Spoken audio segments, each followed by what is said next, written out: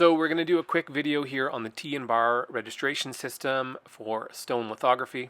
I've got a number of identically torn down sheets of paper, and I'm going to take just one of them, and working on the back of the paper, I'm going to carefully measure with my ruler, here we've got 9 inches, the halfway point with a very sharp pencil or a mechanical pencil, and I'm going to make a little line on the one end of the back of the paper, and then I'm going to do the same on the other side.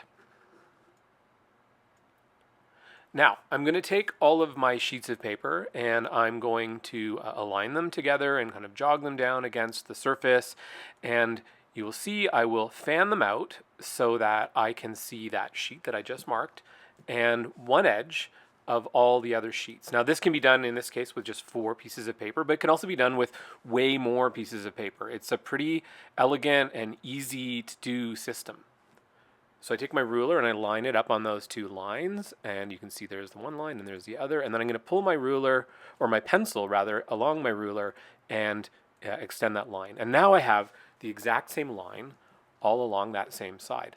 I'm going to jog my paper down, align it, and then fan it out so that I can see the other side and repeat. Now, if you want, when you take your pencil and you run it along the ruler, here we're going to have a look at the line on the left and the line on the right, you can make this noise and effectively transfer your line. And on one edge, just one, we're going to make a little tick across it, which will make us a little T, a lowercase t, and there's our bar, and that's where the term T and bar comes from.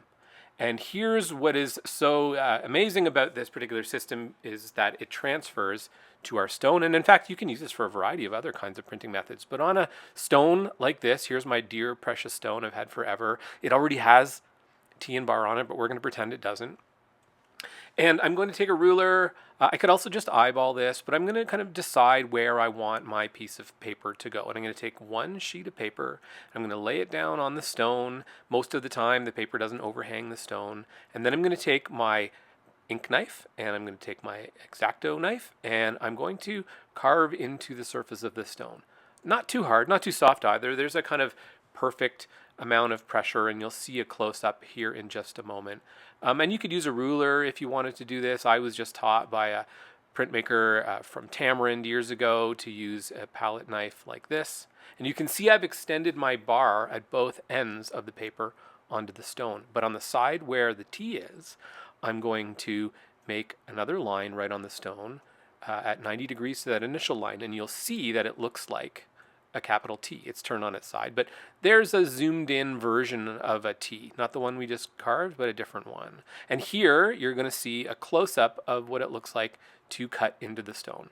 So I'm not really shattering the stone or really working too hard, pushing just hard enough to tick the surface, and then when the stone is rolled up, ink will fill in the T and the bar, and then you have this perfect registration system.